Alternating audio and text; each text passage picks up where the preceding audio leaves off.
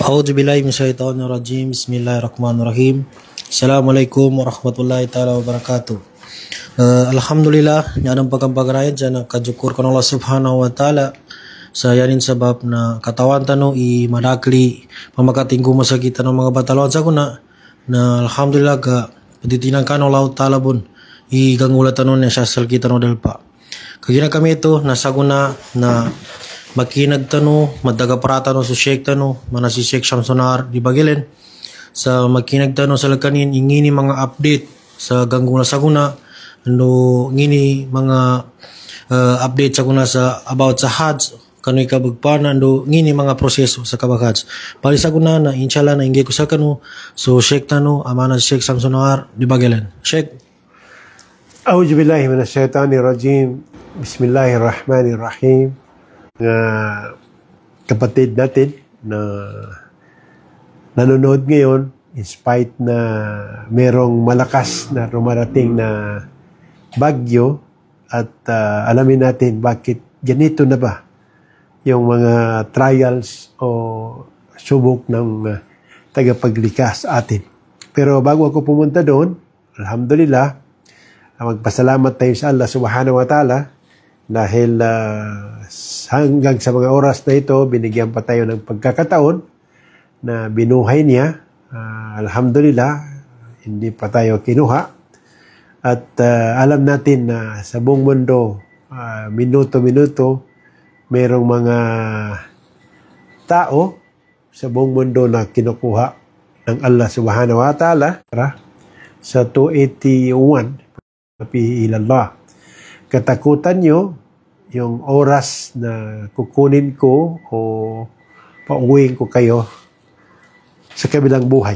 Ibig sabihin, anytime, kasi pinahiram lang tayo ng Allah ng buhay o na walang warning na bukas kunin kita luluha yung soul na pinahiram sa atin, ay alhamdulillah at panalangin natin palagi na sa kanya kukunin yung ating mga kaluluha na pinahiram niya, yung time na siya'y nasisiyahan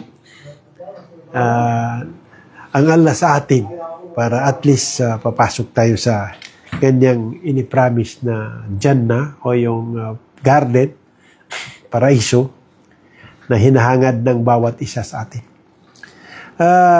Unang-una muna dito sa Hajj kasi malapit na. Next month na yung deadline, registration, and payment. Pero kahit ganun pa man, yung deadline ay pag napuno yung slot, kasi konti na lang natira, first come first serve, kasi 5,000 lang talaga. Katulad last year, itong year, 2025 na Hajj, 5,000 talaga. Maraming hindi nakasama. So, yung may pera o yung nagpa-passport na, ay pwede na kayo pumunta doon sa mga sect na gusto nyo na samahan. Kasi may mga paraan din, ang importante, magka-register kayo at ma-prepare yung pera na para sa Hajj. At may reminder lang ako na pag yung pera nyo sa Hajj, intended doon, huwag na ninyong ipahiram o gamitin kasi sigurado ako based on experience na hindi yan makabayad at nakamaubos siya. Yung mga retirees, yung mga alhamdulillah, mga nagtatrabaho sa gobyerno na hinihintay yung retirement pay, na panalangin na kung may passport kayo, mag-register kasi hintayin ninyo, total next year pa. So magawa din ng paraan yan. Kasi pag gusto mo talaga, ang daming paraan. Pero pag ayaw mo, maraming lusot, bata pa ako, hindi pa ako ready, ganito. Walang ready nga. Anytime na, subhanallah, kung ready ka naman, na hindi ka naman i-imbitay ng Allah subhanahu wa ta'ala, wala ka magawa. Ang importante, meron kang makuha. Kailangan nakabase doon sa accredited ng NCMF, nag-submit sila ng mga papers for accreditation. Pag wala doon, nag-offer sa iyo ng mababa, yung isang agency o yung mga sect, please, baka magaya mo na may 1,000 plus last year, itong year na scam. Ang daming scammer ngayon. Hindi lang porke punta ka ng Hajj, yung journey mo, sabi mo, para yan, hindi ka lokohin, wag ka. Iba ng tao ngayon. Kaya nga nangyayari dito sa atin ngayon, subhanallah, kaya maggawa ka na mabuti, kaya sabi ng Allah subhanahu wa ta'ala, sa chapter 4, verse 79, sabi niya, maasabak min hasana paminallah. Ilalaki ayat. Kung gumawa ka ng kamutihan, tandaan mo, this is from Allah. Pag gumawa ka ng kademonyuhan, this is from yourself. Kasi arsalnaka, we sent messenger, sabi ng Allah subhanahu wa ta'ala, at inap yun na witness. Kaya nangyari ngayon sa atin ngayon, binibintang sa iba, ganito, pero sa sarili mo yan. Hindi yung bintangan mo yung kapwa mo. Tingnan mo nangyari ngayon sa atin. Ito yung mga, subhanallah, hindi natin naramdaman na sobra na ang punishment o mga trials o yung mga binibigay ng nasa taas sa atin kasi sobra na tayo kapasaway. May mga kondisyon bago magbigay ang Allah subhanahu wa ta'ala ng mga itong sabi na fitna o trials o yung pagsubok. So mga araw na yung mga believers, ang term sa kanila yung sinusubukan sila. Yun naman pasaway, yan yung pinapanis. Imagine, last week pa, yung si Tino, 200 plus ang namatay. Marami pa hanggang ngayon. Marami pa ngayon. Nakikita mo yung, subhanallah, lawak nung pisala. Itong nangyari ngayon, nakikita natin. I-compare mo daw sa kabilang buhay. Na yung imperno, hindi yung tubig na nakikita mo, doon, apoy. Apoy. Sabi sa Quran, no? Kaya nga sinasabi na, sa suratul Saf, chapter 66, verse 6, Ya ayyuhalladhina amanu, qu anfusakum wa ahlikum naran wa quduhan nas wa ijara. Sabi niya, kayong naniniwala, iligtas niyo yung sarili niyo. Yung pamilya niyo doon sa imperno, ang panggatong ay tao at bato. Ang bato na tinutukoy dito, yung tagot, yung sinasamba ng mga tao, na in spite na nandiyan sa kanila yung talino, intelligent. Bakit sila masamba ng mga rebolto? So, kaya, halo-halo na. Hindi pinipili ng Diyos yung sinong naniniwala, pati yung naniniwala kasama din sa mga trials na binibigay ng Allah subhanahu wa ta'ala. Maalala nyo, meron nabasa ko, narinig ko, nakita ko sa Facebook, na last November, before yung Tino, pinaread yung mga, yun ang pinakaayaw ng Diyos na sumamba ka maliban sa Kanya. Thou shall not make any likeness, images. Pero in spite of that, gumagawa pa rin. Ano ba yung pasaway? Sinasabi namin ito para mag-remind lang. Kasi nadadamay tayo. The same thing ngayon, tinan mo ngayon, yung lawak ng ongoing ngayon, hinihintay, bukas maglandfall. Yung lawak ng diameter ng bagyong ito, storm ito, kumpara sa Yolanda na 600 kilometers lang. Ito 1,400 kilometers ang diameter. Almost lahat ng Philippines, nasakop yung diameter, yung bagyo. Dito ngayon, gaya sa atin, umuulan, maitim yung langit. Huwag mong ikumpara yan. Nakikita mo ito, mga reminders ng Allah sa atin. I-compare mo doon sa kabilang buhay na lahat ng tao, ang naps-naps. Kanya-kanyang buhay doon. Walang tulungan doon. Ang sabi ng Allah, walang tulungan. Ako, pinakamismong nanay ko, nagluwal sa akin. Pinalaki ako doon sa day of resurrection, judgment. Hindi ko siya papagbigyan kahit konti. Imagine What about kung wala? Nakakatakot to. Sumisigaw yung iba, tubig, ganyan. Tubig yan, doon sa kabila, apoy. Subhanallah. Kaya, ang Prophet Muhammad sallallahu peace be upon him, ito yung nahingi niya sa Allah subhanahu wa ta'ala na i-delay yung punishment sa kanyang ummah sa kabilang buhay. Hindi katulad doon sa lahat ng mga prophets before him na pag nagloko yung mga kaum niya, yung group niya, automatic yan. Nagduwa yung prophet, dumaan. Naalala niyo si Prophet Noah?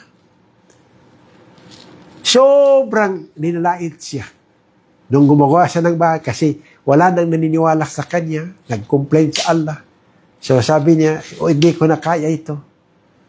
Ganito. At the same time, pinagawa ng Allah siya ng malaking barko, 200 meters by 300 by 1 kilometers, yung dimension. Yung ano niya, nandoon sa Turkey ngayon. Makikita kung magpunta kayo sa Turkey. So, imagine that. Yung mga tao pasaway. Katulad di siya, ang daming nag-remind. Everything na, oy, bawal yan, ganito, wag niyo gawin. Sige pa rin. Ano nangyari? Yung tubig, pinadala ng Allah subhanahu wa ta'ala. Almost naubos. Yun ang hiningi niya, wag na lang mag-iwan. Na kahit katitig sa mga taong doon, maliban doon sa kanya. Doon yung nag-start yung anak niya, tatlong anak niya, doon tayo. Si Sam, Hapit, doon yung mga, lahat ng mga ancestor natin nag-start doon kay Prophet Noah. Doon din yung maraming sumasamba before na mga tao, ngayon na doon nag-start doon sa mga religious na mga tao dahil sa demonyo. Pinagawa ng revolto, asparmala, hanggang tan na, sambain niya. Ano magawa ng kayo gumagawa niyan? Mga tao. Tapos, tingnan mo nga nangyari. Freedom of speech, freedom. Maraming freedom, may restriction. Pinapayagan ka, pero wag naman yung sobra. Kasi yung nadadamay mong iba. May bayad na naman dito sa probinsya, Cotabato, o sa kwan na merong mga bakla na mag-passion show, ganito. Pag-aralan nyo anong nangyari doon sa Sodom and Gomorrah. Anong ginawa ng Allah subhanahu wa ta'ala. Yung mga babae, time ni Prophet Lot, anong ginagawa ng mga babae? Pati asawa ni Lot. Yung mga babae, gusto kapwa niya babae. Ganon din. Kapwa niya lalaki. Anong gagawa nila? Lalaki sa lalaki, mag-espada. Babae, ganon. Ano? Magpalakpak. Subhanallah. Anong ginawa ng Allah subhanahu wa ta'ala sa kanila? Binaliktad. Napuntahan ko yung lugar. The lowest land on earth. 450 kilometers. Meters. 450 Nasa baba tayo. Nandoon yung sea. Sa taas. Sa Jordan. Sa Israel. In between niya. So, salt yan. Walang nabubuhay kasi according to geologists na nabaliktad na lugar niya. Kasi yun ang pinanis ng Allah sa mga tao. The same thing ngayon nangyari. Imagine anong nangyari ngayon. Mga bundok natutunaw. Nagla-landslide. Bumaba. Yung mga sa Cebu, yung lalaking mga, you cannot imagine, mga bato. Nasa, subhanallah. Imagine.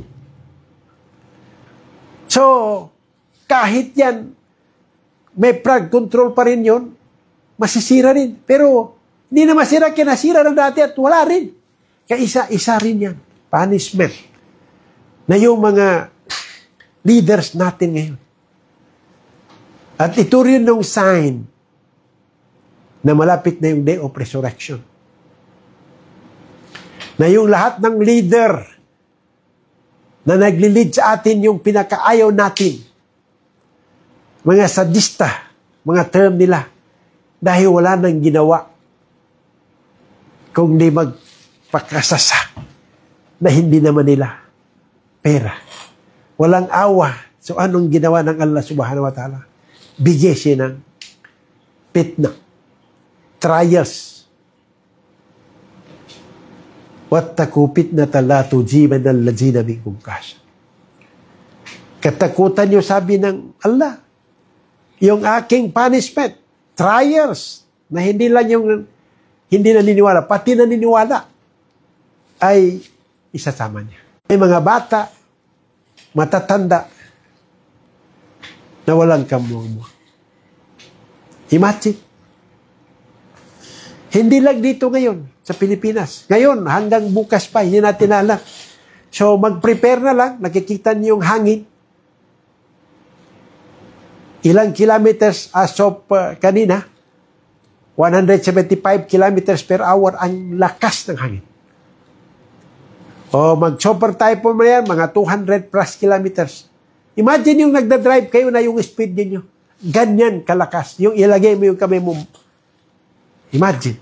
Tapos may storm surge. At hindi lang. Ngayon doon sa may Brazil, yung tornado naman. Hindi lang dito sa atin. Mostly around the world may problema ngayon. Doon sa Sudan, yung RSF, Rapid Special Force, kalaban yung gobyerno kasi sila. Natapol down yung gobyerno, general na daw, hindi, minamasakar 2,000 plus. Imagine. For what? So mabuti na lang, merong arrangement, merong agreement. In 9 months para magkaroon ng bagong leader. O dito sa atin, ano mangyari? Merong rally by 16 to 18 ng Iglesia ni Cristo. Meron pa sa 30. Sa Peru ngayon, ganun din. Tanzania, Cameroon ngayon, nag-elect naman sila na, imagine, 92 years old. Inelect pa. Dahil iba yung swapang sa, kahit hindi kaya pinipili. Kasi sign na lahat yung hindi natin gusto, yun ang ma-elect ng tao. Ito yung ini-program ng Allah subhanahu wa ta'ala. Sabihin, nasaan na? Kasalanan, you ask yourself. Klaro sa Suratul Maida, chapter 4, verse 79. Ngayon, maraming nagsisilabasan na mga tao. Ito yung word ng salita, word ng Diyos. Anong sinabi ng Allah sa Suratul Baqarah? Chapter 2, verse 79. وَوَيْلٌ لِلَّذِينَ يَكْتُمُونَ الْكِتَابَ بِأَيْدِيهِمْ ثُمَّ يَقُولُونَ هَذَا مِنْ عِندِ اللَّهِ لِيَشْتَرُوا بِهِ ثَمَنًا قَلِيلًا. إلى الآخر الآية. Imagine. Woe to those people. Yung mga taong nagsasabi na itong libro na ito, meron akong Bible na pati Quran, is from Allah. Pero ginagawa nila, pinapabili small amount. Tinitwist nila para sa kanilang pakinabang. Pero magsisiyan sa kabilang buhay. Doon sa ayatan, you will repent. Ang dami ngayon. Salita ng Diyos, ganyan. Hindi naman totoo. Imagine how. But alhamdulillah, dahil sa ginagawa ng maraming mga elitista, elites, sa Amerika ngayon, last Tuesday, doon sa New York, pinaka-ranking city sa Amerika. In spite na pinagdulungan nila yung isang Muslim, taga-Uganda, pinanganak sa Kampala, 34 years old, billionaire, pati si Trump, si Elon Musk, nag-support sa Kumu, yung kalaban niya. Pati yung si Suela. Tinalo ni Soran Mandani. Why? Kasi mga tao na ang nagsalita. Ibig sabihin, hindi makakaya ang pera. Dito lang sa atin.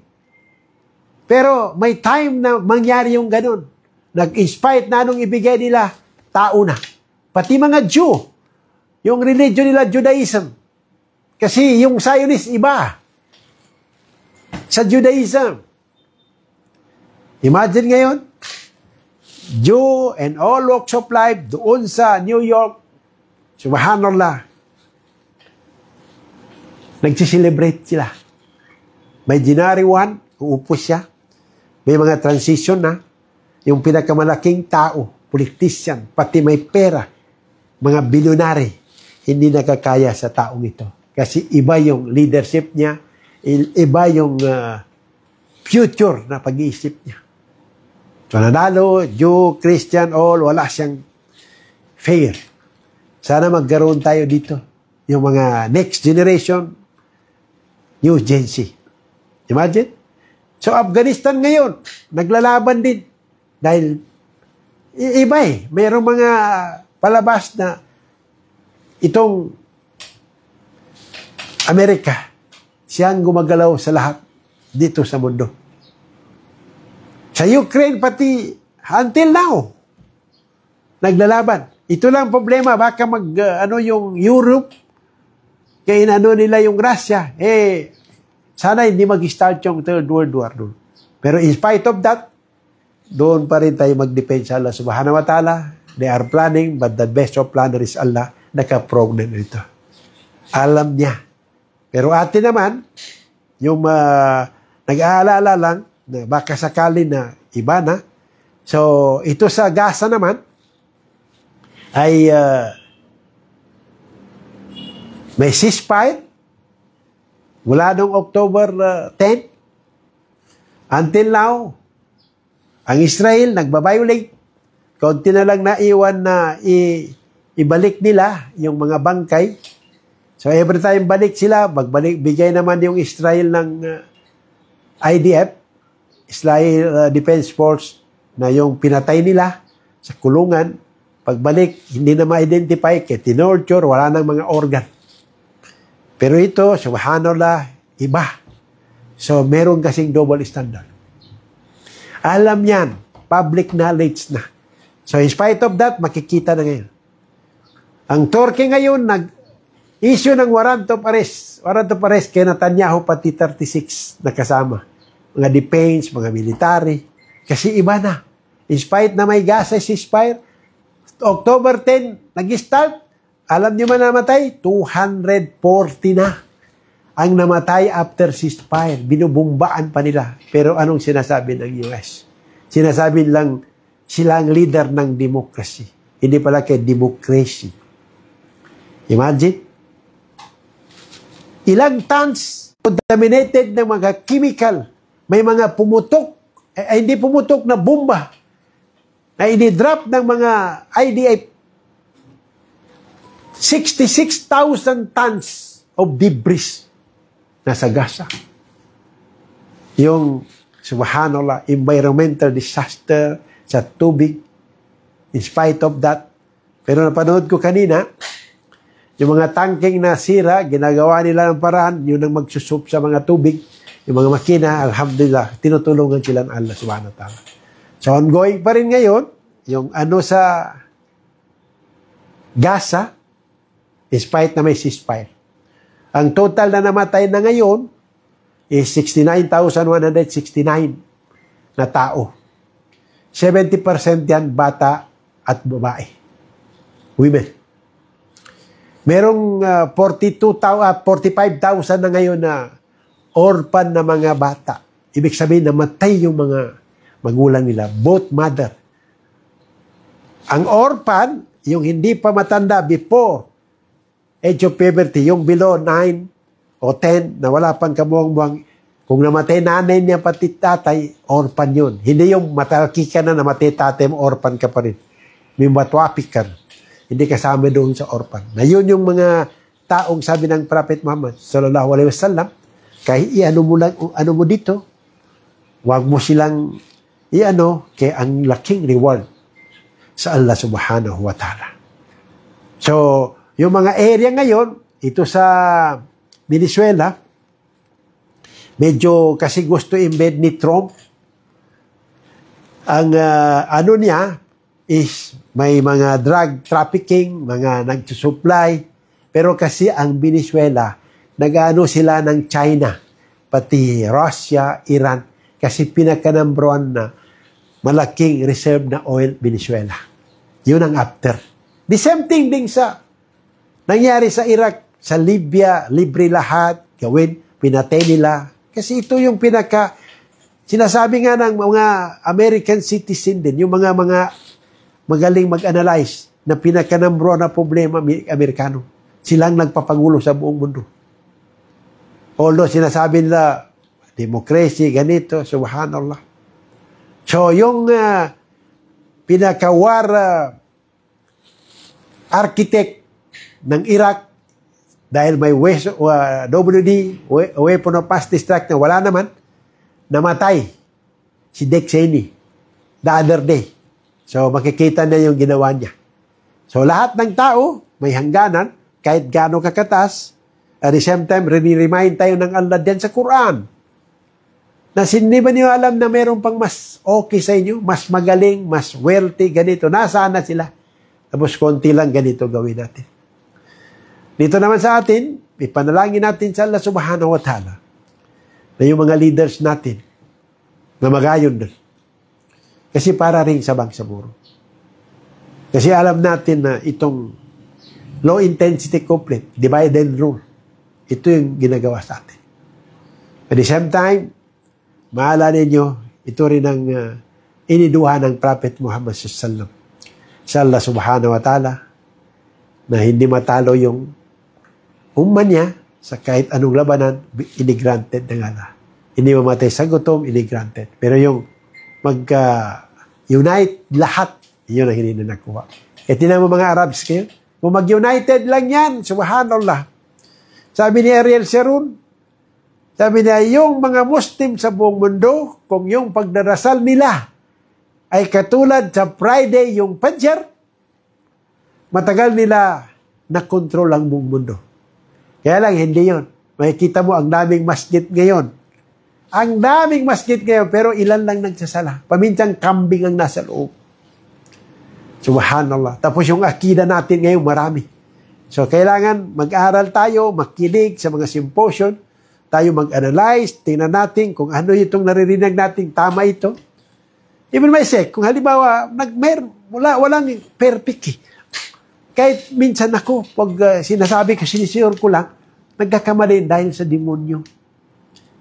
Di ba? Doon ang argument ng demonyo sa atin the day of resurrection. Suratul Ibrahim, chapter 14. Anong sabi niya? In the day of resurrection, bibintangan natin siya, ikaw kasi dahilan. Sabi ng demonyo, hindi kita ginalaw. Nagwi-whisper lang ako sa iyo, sumunod ka. So huwag ka mag-complain. Tara na, sabay tayo sa impyerno. Yun ang napakasakit, Kuya Eddie. Kaya dapat isip-isip din. Kayo mga tao, yung mga gusto mag-catch kayo, nasa kana, bata pa ako, hindi pa ako ready, whisper ng demonyo yan. Kasi imagine, ang mga demonyo, ayaw na talaga especially magdasal ka. Doon ka magdasal 100,000 times. Kasi every time magdasal, nandito yung kasalanan. Pag bow down mo, tinatanggal na nga. Ano pa? Ito yung pinaka-main purpose. Tingnan mo na nangyari kahit saan. Kahit na mangyari sa'yo, huwag mong ipagliban ng pagdarasal. 5 minutes lang yan. Remember sa chapter 51, verse 56. Ito lang yung purpose ng creation ng Allah. وَمَا كَلَقْتُ الْجِنَّ وَالْإِنسَ إِلَّا لِيَعْبُدُونِ I have not created the jinn and mankind that worship me. Yun ang purpose ng creation. Inallowed ka niya, mamuhay dito kanyang ginawa in the service of the human being, pero magpasalamat ka. Hindi lang magpasalamat ka, time na may dumating na grasya. Kung na-disgrasya ka, hindi ka na minsan kasi, estudyante, marami ako nakita, pag mag-take ng board, lahat, Ya Allah, Ya Rab, Diyos ko, patawarin mo ako, bigyan. Pag nakapasa, nakalimutan ng Diyos. Wala na. Ang maganda masyado, sabi na Allah, Fazkuruni azkurukum. Sabi ng Allah, remember me and I will. Sabi ng Allah, and do not reject faith. Wala takpurun. Imagine. Very simple. So ngayon, pag hindi ka magdasal, Ano mangyari? Ako, believe me, personal ko. Pag-take ko ng board, time ng Ramadan, hingi ako ng hingi sa Allah subhanahu wa ta'ala. Pinagbigyan niya ako. At hindi ito pagsasabi ng pagbubuot ng out of 60, 5 lang kami pumasa, ako lang ang Muslim. Kasi nasabi ko sa magulang kay tuwang-tuwa, number 1 ako, kasi ako lang ang Muslim. Anong reason bakit nakuha ko? Nagdarasal ako, nagpapasting ako, nagdudu ako. Kaya yung iba kasi, nagsasabi, maintindihan tayo ng Allah. Sabi ko, mayroong mga hadith na hindi na tayo mag-fasting, hindi ako mag-fasting. Sabi ko, ito yung time na lahat hinihingi mo. Kukuhan. Imagine, nag-change 1 year. Alhamdulillah. Out of 8,700 lang. Dito kami sa Endo, 60 plus. 5 lang kami nakapasa. Alhamdulillah. Anong reason? Yung sabi ng Allah na, worship me. Sandali lang, 5 minutes. Until now, lubos akong nagpapasalamat. Ya Rab, alhamdulillah. Yun ang best remembrance of Allah is la ilaha illallah. Yun ang pinapalagi kong sinasabi. And the best supplication, yung pag-anusala is alhamdulillah. Anytime makita mo, alhamdulillah. La ilaha illallah. Simple lang. Magdasal ka pagdating ng oras ng sala. Kung hindi ka marunong, sumama ka doon sa marunong until such time. Kasi pag nasanay ka na, para bang, kasi in between sala to sala. Sala to sala, may sin, inirest ng Allah. Friday to Friday, basahin bang Suratul Kahf sa chapter 19, 111 verse lang yan. Between to between, Allah will give you malinawagan, everything. Subhanallah, yung benefits ng Suratul Kahf. Friday to Friday lang, magtahajjud ka. Once in a month. O once in a week. Enough na yun. Bakit hindi ka magpasalamat sa buhay na binigay sa iyo? Kaya makikita ka ng iba, alhamdulillah. And never, huwag ka tumingin sa taas. Kasi ito yung nangyayari ngayon. Inggitism. Inggitism. Nainggit ka. Alam mo, there are two allowed in Islam na pwede ka mainggit. Ano yon? Yung mga taong mayaman na ginagamit nila yung kayamanan sa Islam. Ampi-kupi sa bilila. Spend your wealth to the way of your Lord. Tumutulong, gumagawa ng nagkaingitan natin yan. Another two, yung mga taong natuto, may knowledge, ini-impart nila. Beneficial yung mga tao sa kanilang knowledge, yun ang kinainggitan.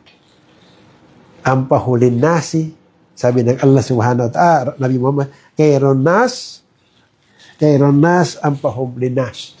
Ang pinaka-the best na tao, yung kapwa niya tao makinabang sa kanya. Simple lang. Ano yung binigay sa'yo? Magpasalamat ka sa Allah. Kasi ikaw ang pinakamayaman. Hindi yung bakit ako, bakit siya, bakit ganyan. Never. And do not question kung ganun siya. Kasi kine-question mo yung wisdom behind that. Yung Allah subhanahu wa ta'ala, ganyan kasi period of testing ito. Surat period of testing. Tinetest tayo dito. Sino yung makaintindi, sino yung gagawa ng maganda, sa kanya rin. Para sa ating ang laban na ito. As simple as that. Di ba? So, every time tingnan mo sarili mo. Especially mga professional. Mga professional na nakatapos, naghihirap. Kasi naranasan ko yan . Paminsan, hindi ako makakain. Pumapasok ako, tinitiis ko. Yung iba, subhanallah. Pero, bilog ang mundo. Wither. Ang buhay, wither. Kaya nagpapasalamat ako sa Allah subhanahu wa ta'ala. At yung mga anak ninyo, huwag nyo pabayaan. Discipline them. Kasi, Either, yan ang tutulong sa'yo sa kabilang buhay, o either, yan ang makalaban mo. Mahal mo sila dito, pero ang pagmamahal, turuan mo sila. Sa way of Islam. Ako, yun ang palaging ina-advise ko sa sarili ko, sa mga anak ko, yung sa may mga asawa, na talagang control. Kasi mahirap talaga sa kabilang buhay. Palagi kong sinasabi, tingnan mo na nangyari ngayon, lahat natatakot, tubig lang yan. Di sa kaligay, walang binatbat sa day of resurrection. At yung ikaw mamatay sa 6 feet below the ground, mas matindi yan ang parang pre-trial. Kung maganda ka dyan, kung mabuti ka, yan na yung ng paraiso sa'yo, dahan-dahan. Subhanallah. So, tungkol dito sa nangyari ngayon sa atin, ipanalangin natin yung mga tao na naniniwala sa nag-iisang Diyos, na spare sila, at magbago na yung hindi pa nagbago. Kasi pag hindi ka nagbago, binigyan ka ng Allah subhanahu wa ta'ala ng pagkakataon, magbago ka.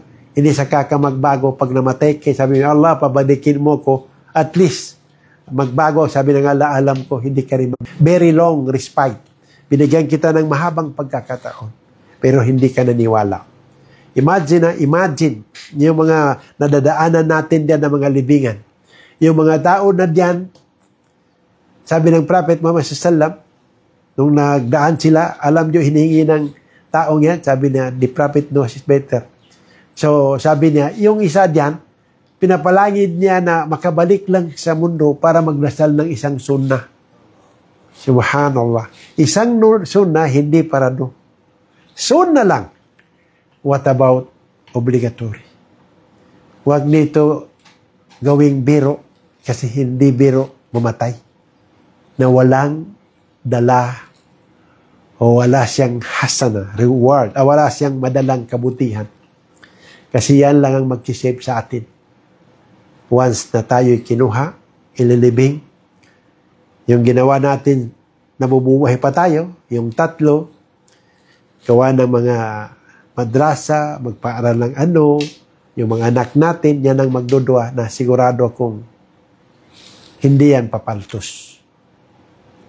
Alam ko ngayon, sa mga oras na ito, especially sa Visayas, pati dito sa Mindanao, malungkot dahil diyan sa Super Taiwan na yan, na si Pongwong ang international name, si Wuhan, ibig sabihin, ulan sa Bisaya, na ngayon, ongoing, na dumarating bukas ang umaga, pero by Tuesday, aalis na yan, pupunta naman sa ibang bansa. So, panalangin natin na prepare yung mga taong matigas ulo, wag na matigas, lumikas na kayo, especially sa baybayin ng mga dagat dyan, yung mahina yung nyo, iwanan nyo muna kasi ang pinaka-importante yung buhay nyo. Ang pera, makikita pa, mahanap pa, pero yung buhay nyo, isa lang niya. So, ano yung instruction sa iyo ng gobyerno? Maniwala kayo. Yung may tulong at gustong tumulong, ay tulungan.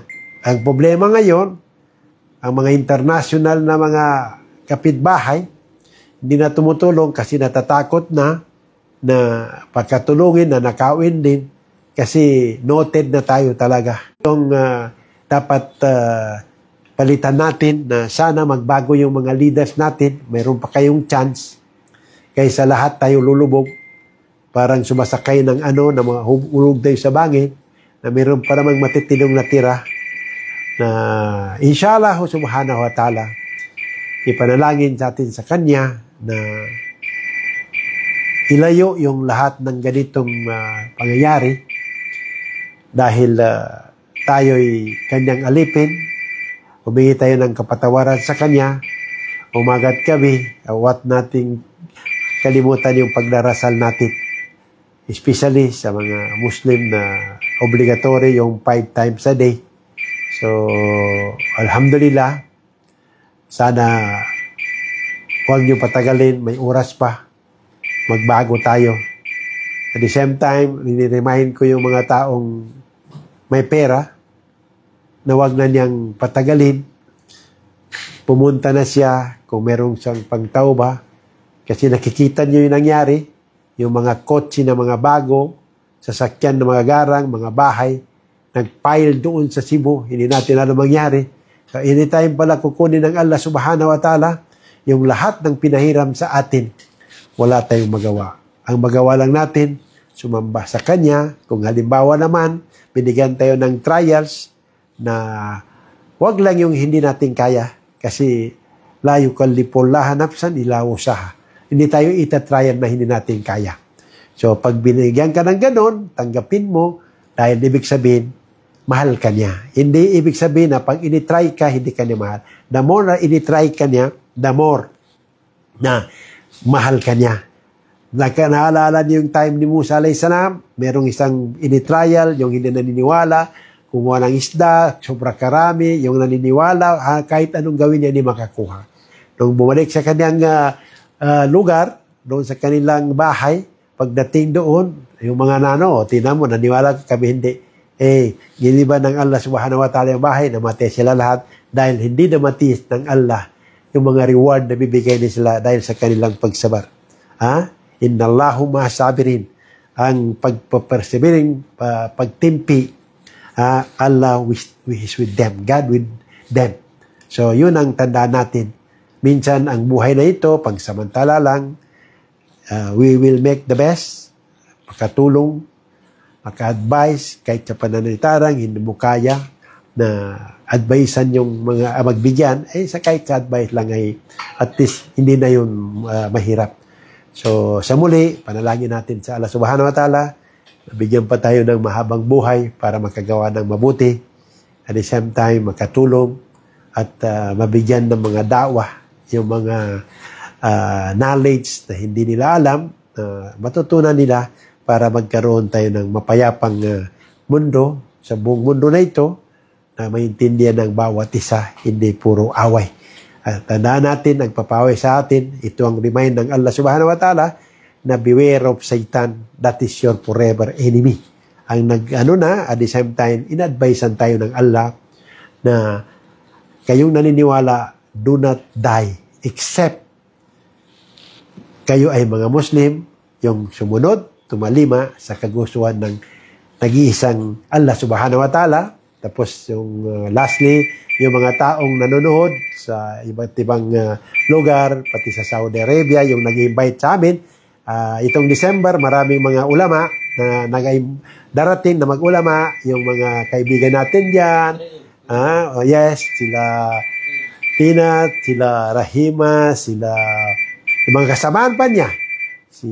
Yung Biana Puts na nag-cater na marami, si Mads na yan, nalala ko, yung mga taong nag-iimbita sa amin na magle-lecture. Inshallah, panalangin nyo kami na matuloy kami, at the same time, makikita tayo muli dyan. So, sa muli, alhamdulillah, humingi ako ng kapatawaran sa lahat ng nasabi ko dito na hindi maganda o maganda. Tandaan niyo, ito yung para galing sa akin, pero yung para magaganda na galing sa Quran ay para sa Allah. Humihingi ko na i-absorb nyo para magkaroon din akong reward sa kabilang buhay. Hanggang muli, magkikita tayo. Subhanakallahumma hamdik, sallallahu alaihi astaghfiruka wa atubu ilaik. Assalamualaikum warahmatullahi wabarakatuh.